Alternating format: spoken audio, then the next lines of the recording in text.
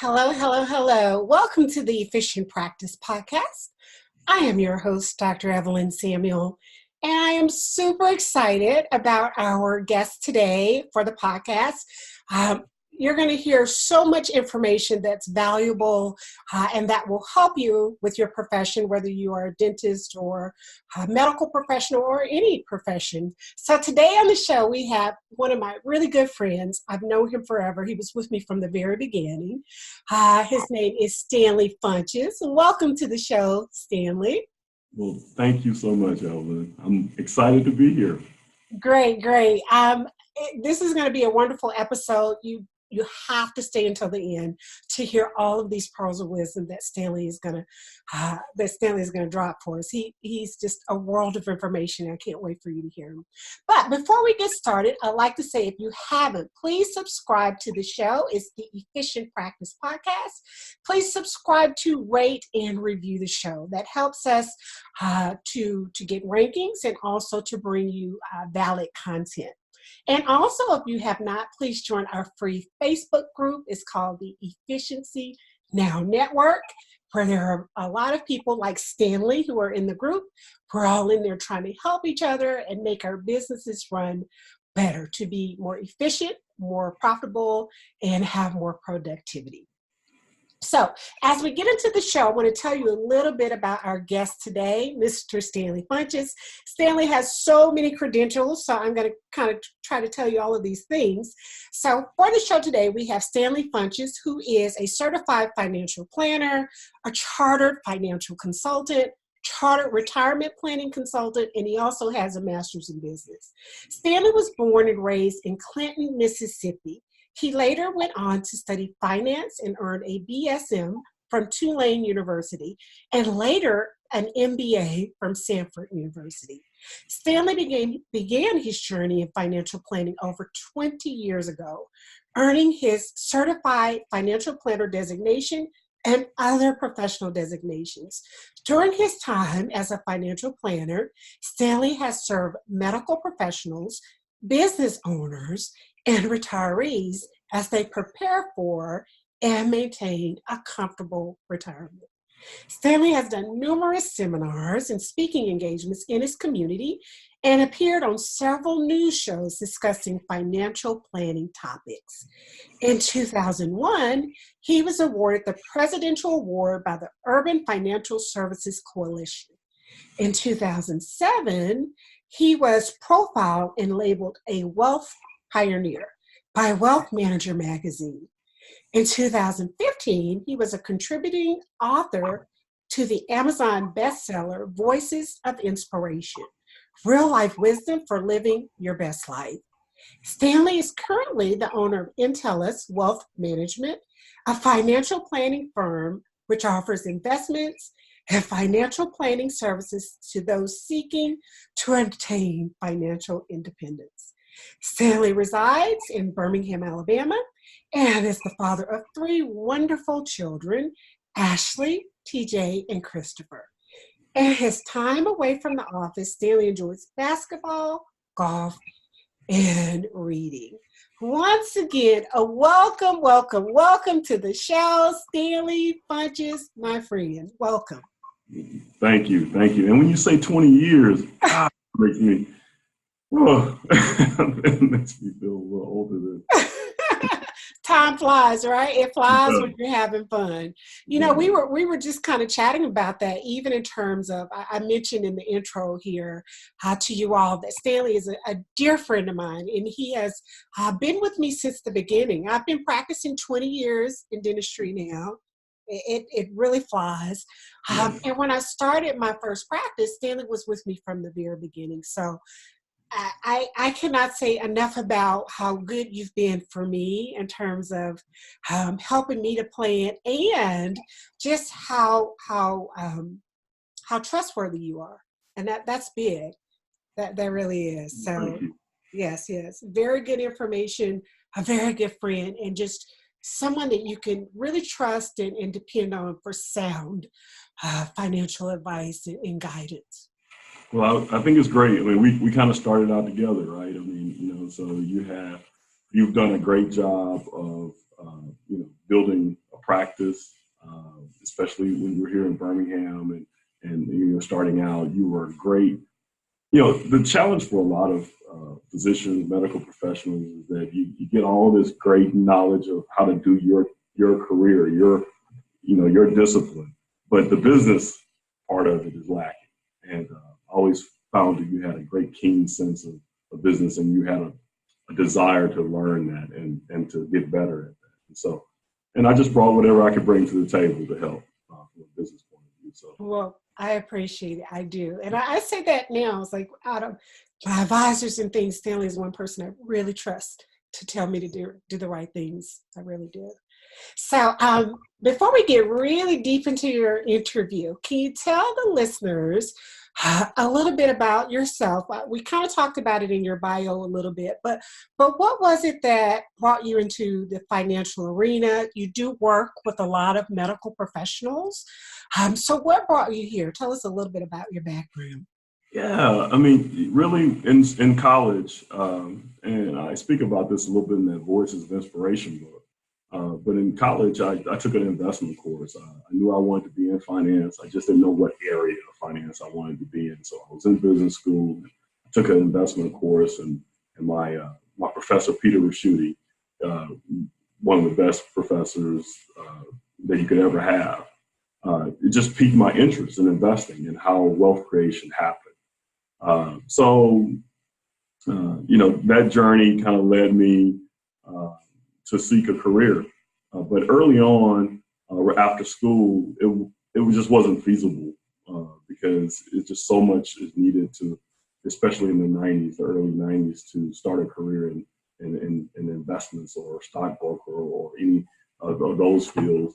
It was just difficult. So I went and had a career prior to joining Ameriprise in 1998, which is American Express at the time. And my thought was that I wanted to do financial planning, and they were one of the best in the business at the time of bringing people in and teaching them the principles of financial planning. And so, because I felt like financial planning would help people that were more like my parents or people who were middle class much better than trading stocks. So how do you look at all these different areas of financial planning? So once I started working there, I really learned too that I'm entrepreneurial in spirit, and I started to work with a lot of other entrepreneurs because they were a lot like me. They saw the world like me. Risk takers, but at the same time, how can I be a risk taker but mitigate my risk as much as possible? And I want to be independent. And so I began to gravitate and work toward business owners and entrepreneurs and people like yourself who were also in the medical profession. And so just over time, that kind of evolved. And I began to work with more dentists, more physicians, and get referred by more dentists and more physicians. And it became a large part of my practice. Great. Well, good. That's good. We're so happy that you chose our area. Because I think that's important, even when we're looking at different types of professionals. Like you look at in terms of, I'll use dentistry as the example.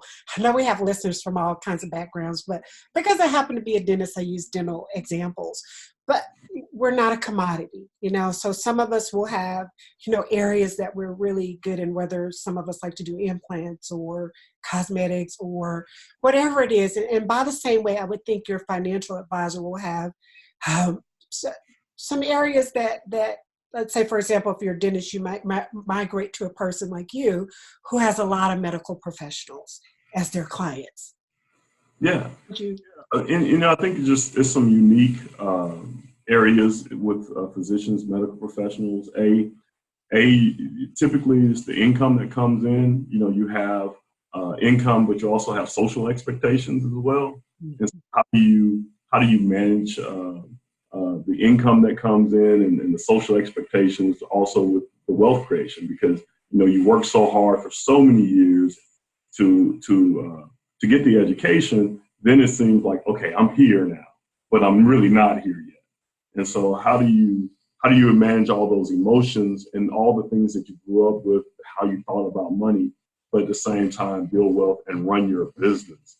because a business, you have to run it in a way that's totally different than saying, hey, I do this profession and I love it, it's my passion or it's my discipline, but it doesn't always pay the bills if you don't run it correctly. And so so the balance is, the challenge is, hey, I have this thing that I worked so hard for, but yet at the same time, I need to build wealth and I need to do it in a smart way. And so I find that very unique for medical professionals, and the emotions behind it. Sometimes you come in with a lot of debt, some people do. And so that brings another layer of complexity. How do I pay off debt, but at the same time, I got to invest in this practice. So how do I do that? How do we prioritize that? Because I want to grow. So, so that, I think all those things lend to someone seeking out an advisor who can speak that language. Exactly. And so what you're saying is so true. We have an enormous amount of debt oftentimes. If we don't, that you're really fortunate. But a lot of times we do. We're taking out huge loans to go through dental school or medical school and then open the practices. What are some of the other challenges that you see for professionals as they start to run their practice and build it well? Is it, like you said, just planning and managing how to pay off the debt, kind of like you just said, or are there any other challenges that we're running into as medical professionals? Yeah, so I think access to capital, right? I mean, I think that's a business owner issue. Where do I get the capital from? But a lot of times they have different medical programs where banks will lend to dentists or physicians, maybe more so they would someone who's in construction. So there are opportunities there, but understanding that where those things are and how to utilize them properly, I think that's a challenge for medical professionals. But then there's also, how do you define this? I call it a fence, right? You got your personal side of the business and you got your business side. Okay, how do you manage each side of the fence? And how do you manage those separately? I find that a lot of physicians who are starting out in practice or even mid-time in practice, they don't manage that effectively. Okay, I have my business, the lines are blurred. And sometimes you do more things, and this goes to everyone in service practice as well. So this applies to me as a financial advisor. I'm investing so much in my business that I'm neglecting my personal. And what you find is that you go years and years down the road and you haven't done the things such as building adequate cash reserves on the personal side. You haven't done the things as building retirement and having a good quality retirement plan. And so I think that's a challenge that especially people who are in their own practice have. And so how to deal with that and how to implement steps early on to make sure that you don't have that problem, I think that's an important task. So what do you say, Stanley, for someone who says, let's say, for example, if they're in school and you have people come in and they say, well, you really need to start investing now, kind of like the compound effect. Right? So you need to start in your early 20s if you can, even if it's not much, because it's going to become more and greater. But if you are borrowing, let's say, for example, for your education, and then you come out of school and you start a practice and it could be $500,000 plus to open this practice, how do you do that? Is it ever too late to start? Because you may not be able to start as early as others, because of your investment into the education process. Yeah, so you should start the discipline though. So even though the amount may not be what you might deem to be the proper amount, the discipline and the habit and the process that you put in place will help you as those other things, as you earn more dollars to address debt even more aggressively, or to pay down your practice loan more aggressively. At least you then have the systems in place and the process and the discipline and everything in place so that you can start increasing the savings part. So I always, when one says do one thing or the other, meaning I'm going to pay down debt and I'm not going to save in cash or I'm not going to save in investments, I think that's just as dangerous And so you put those things, a plan in place to address all of it. Because as you build up cash, as you build up investments, as you build up your net worth, you'll need less debt down the road. You'll need less as you grow, as your practice grows. You can either self-fund it or you can fund it internally through the profits of the practice, and you'll need less assistance from the bank, so to speak. Okay. I love what you said, systems. I love systems. Yes, you do. You're great at it. You're great at it. That's why everybody needs to listen to your podcast, because, hey, I've seen a lot of dentists and physicians, and it's very, very few that have the type of systems and discipline and process of how to run a business that you have. And I'm also a customer of yours too, so I understand how great you get people in and out. That's a system too. Yes, exactly. I know how wonderful that experience was for me and my family with you as our dentist. So great. Well, thanks, Stanley. Yes, I love systems. Thank you, thank you. And saying that, and I have to say this because it's really funny in terms of our meetings. You are a customer of mine, I'm a customer of yours, but our meetings, and you may or may not remember this, and I'm now in another state, and I started with Stanley when I was in Birmingham, Alabama, with my first practice. But we would have our meetings. Stanley would get with me and we would go over everything. We'd go over numbers. And I'd always say, Stanley, I just have a headache after we have the meetings. Do you remember that? Yes. And you would say, why, Evelyn, things look good. And I'm like, but then I started thinking, I need to do so much more. And so I would always say, I just have a headache after we meet. But it was all good. I didn't give you the headache, but I know it was all me. Yes, it was the pressure you're putting on yourself. You're right. It was the pressure I was putting on myself. Admittedly, it was, but it was just funny. I'd always say this, Stanley, I have a headache now.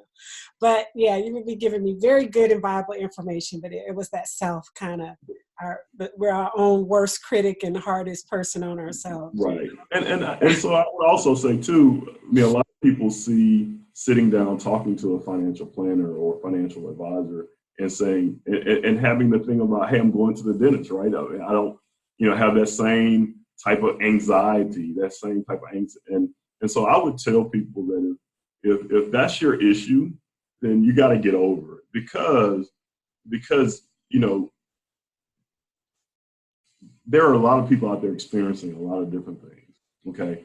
And there's really no perfect practice or perfect person or anything. So to have someone sit down with you and give you an assessment of your strengths and weaknesses and how you get a roadmap to move forward, that's you got to get over the initial part, just like I had to get over the initial part to make sure I have healthy teeth, is to get over that initial part of fear and concern and anxiety so you can get to the benefit. The benefit is having a good assessment of where you are and knowing what you need to do each and every day to hit your goals, hit your financial goals. And so I get that a lot from a lot of physicians. I mean, hey, or I get it from clients in general. Hey, I don't know if I need to come and meet with you. I'm not ready yet. Or hey, I didn't do everything we talked about the last meeting. That's fine. Let's see where you are and let's figure out where we need to be going, because adjustments always have to be made. Again, there's no perfect situation. I've met many people and people who have created wealth or who were in a wealth situation that they had ups and downs.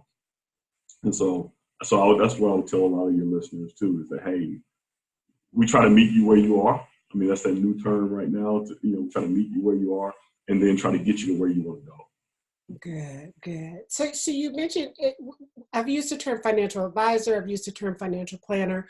What, for those who may not know the difference, or if there's a difference, what is financial planning, and how does that differ from some of the other services that you provide? Yeah, well, a great question. I think that, and people get it confused, the industry gets it confused, but for me, I think financial planners are going to take you through a process. Financial planning is a process, right? It's where we sit and we gather all your information very holistically, right? So you have your business, you have your practice, you have your debts, you have your family goals, you have something happening to you, what how does your assets distribute? I mean, we have all these things holistically that we need to talk about, and a lot of them are dependent on each other, right? So we get all this information and we sit down with you and we talk about your goals and objectives. So as we talk about your goals and objectives, then we begin to analyze it. We begin to say, hey, here are your strengths. Here are your weaknesses. Here are some things that you can do a little bit better. Here are a couple of strategies for that. What do you think about those things? So we get that feedback. We get that feedback from you. And then we come and make recommendations. So, hey, here, based on where you're trying to go, here's a great option for you. Okay. There are many ways to skin a cat, so to speak. I mean, there's so many different options out there. We're just trying to find the best one that fits you. It's not cookie cutter. It's, which one that best fit your path and your goals and objectives.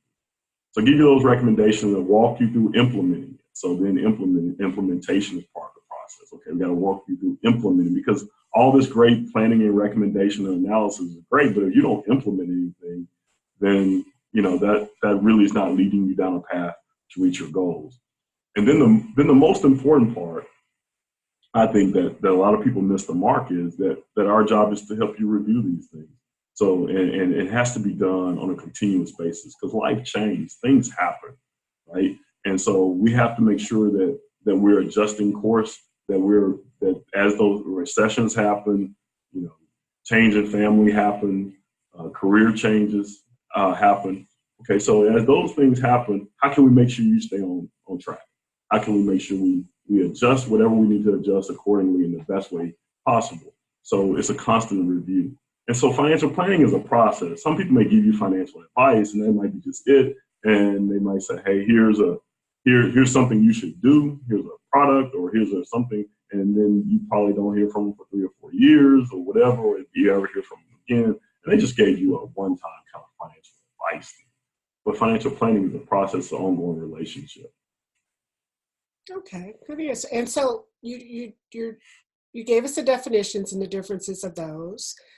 What other services do? Because you do wealth management too, right? So that goes a little bit of a step farther, right? In terms of So within that financial planning process is to help you make the best decisions, reach your goals and objectives. But at the same time, we're trying to grow wealth. I like to focus on net worth, right? I tell a lot of people is that one of the things that physicians or any high income professional or medical professional, we tend to, and I say we, I'm going to say people who grew up and look like me, who are in, who may have grew up in a situation similar to me, we tend to think of people as being rich by the income they make. And, they're well off because they make a good income.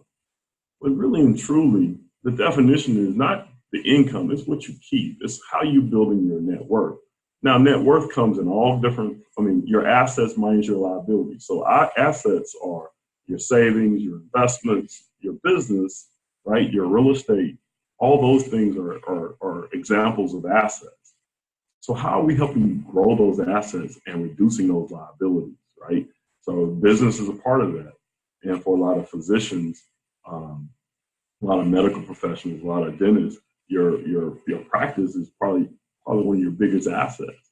And so how do we help you grow all of that in a wealth management standpoint, to grow your net worth, to reduce your liabilities, and grow your assets? Okay, and all of this is moving towards financial independence, right? All of it's moving towards financial independence. Or financial freedom, as some people say, right? Yes.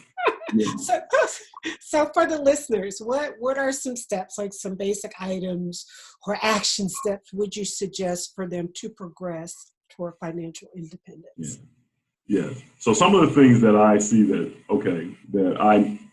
that people, and it's in my book, so we'll talk about that in a second, but it's in my book. Some of the things that I kind of noticed that, and they're very basic, but they're very important, is that people do a good job of understanding their cash flow, money coming in, money going out.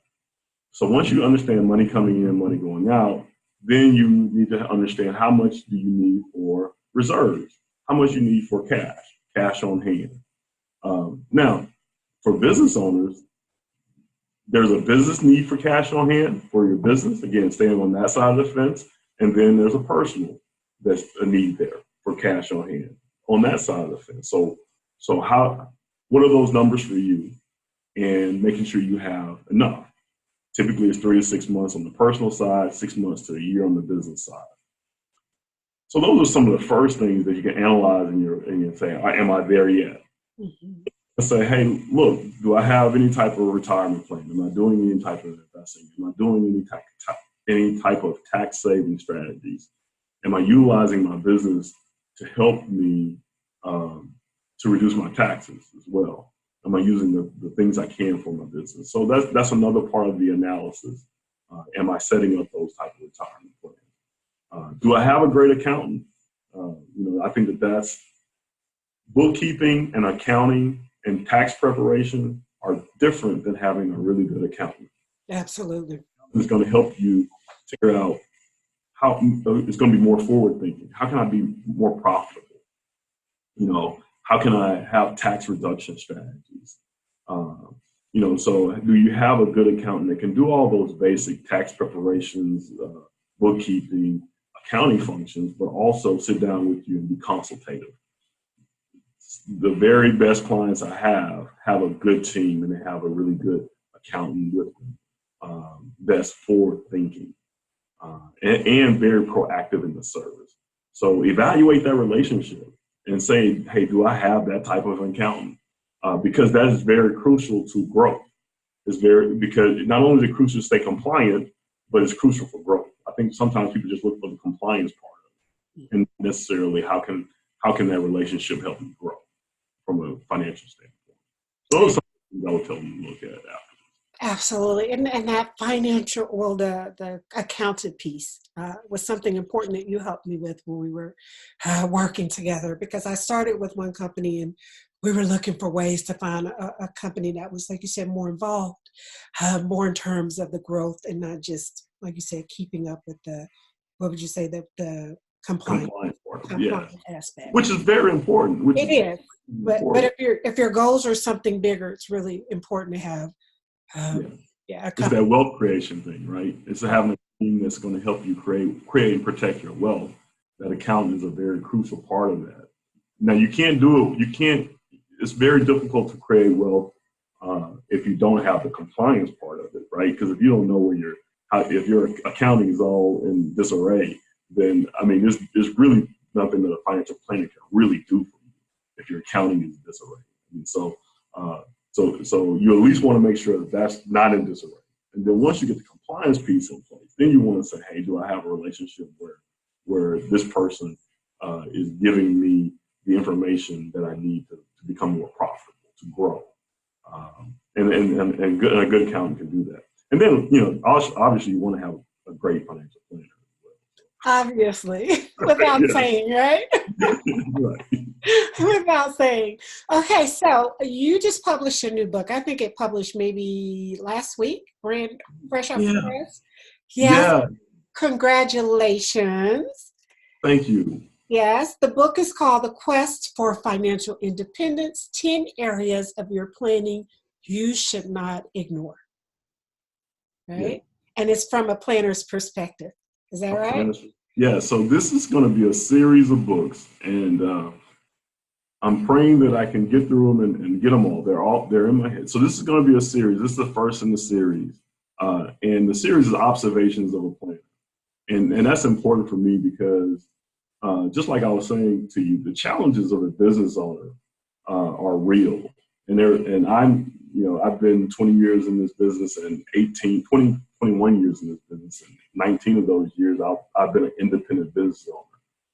So a lot of the same challenges that a medical professional or someone has that's open their own practice, I'm in the service of business or an attorney, I had those same challenges as I was going through the growing stage.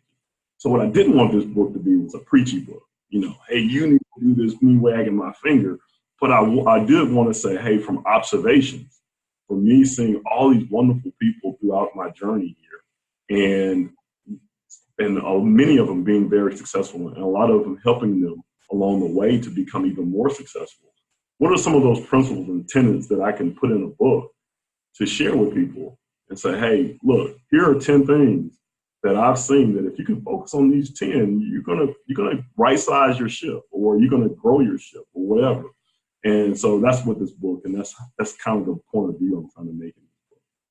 Well, it's great. I have gotten my copy and I've started reading it, and it's so good. So for our listeners, we want you all to get a copy. It's on Amazon now, right? It's available on Amazon. Yes, it's on Amazon. It's on Amazon. Okay, and again, it's The Quest for Financial Independence, 10 Areas of Your Planning You Should Not Ignore. It's something So that get it, read it, and review it. Yes, get it, read it, and review it. Yes, get it, read it, and review it. So definitely get it, put some of those principles into action. You got to take action and give you a review. Like I said, I just started reading mine, and it's really good from the beginning. It's some very good, very good practical advice. So I suggest that all the readers get it and put a nice good review on there and be looking for your additional ones that will be coming out as well in the future. Yes. So is there anything else, any other pearls of wisdom that you would like to share with the listeners? Wow. Yeah, you got me on that one. I mean, yes. I think the biggest thing is, and again, I say this in the book as well, is, and I've said this earlier, is the get started piece is, so you have your goals and objectives, and you have your challenges to those goals and objectives. I was in the book, I mentioned John Maxwell's book, Failing Forward. So if anyone hasn't read John Maxwell's book, Failing Forward, I think whatever stage in your life, you can be the most successful dentist out there. But if you read that book, it gives a perspective of that life is a process, and that, failures lead to success. And so what is up to you is kind of evaluate your situation and figure out, what did I need to do to get to my next level, whatever my next level is. So a lot of times as entrepreneurs, going back to that first statement of why I started working with business owners and everything, we tend to have that mindset. We're grateful, but yet we seem to not ever be satisfied, right? I mean, it's the achiever mentality. And so for those out there who probably listen to this podcast want to be more efficient, they probably have that same mentality, right? I want to just get better. I want to get better.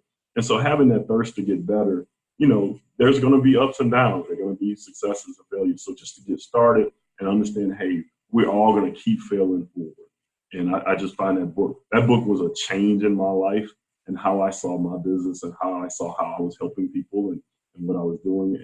And I think that'll be a good lesson for everybody. Well, very good. Very good. All such good information. Thank you so much, Stanley, for being on the show. Like I said, Stanley is a dear friend of mine, just really, really good person. So in terms of people that you work with, I have always worked with people and they say that like, and trust.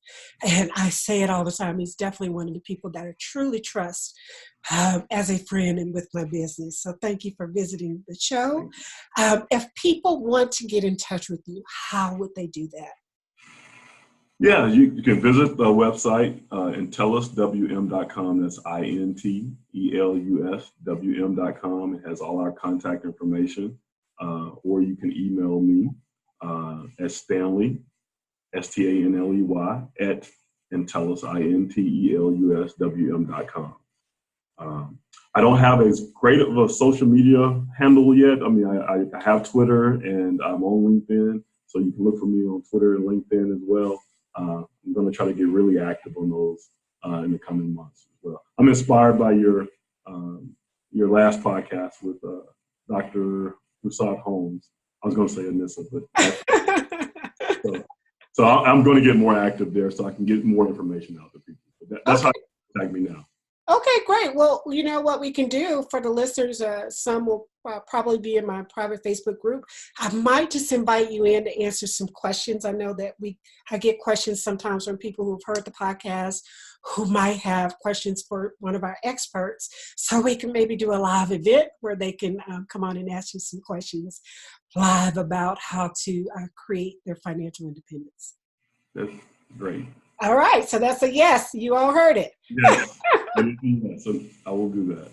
Okay, well, great. So this concludes another episode of the Efficient Practice Podcast. If you have not, please subscribe to rate and review the show. I know that there are lots of other podcasts that you could be listening to, but I thank you for listening to this one. And if you could go to either iTunes, we're on Spotify, Stitcher, a lot of those podcast mediums, please give us a nice rating and a review. And also you can join our free Facebook group. It's called the Efficiency Now Network, where there are a lot of people in there who have their own businesses, some people who are in there and just working at other places, but we're all just trying to create more efficiency, more profitability, more productivity, and just have a better quality of life. So I thank you once again, Stanley, for being here. Thank you so much for having me. Great, great. And until next time, take care and be well. Bye-bye.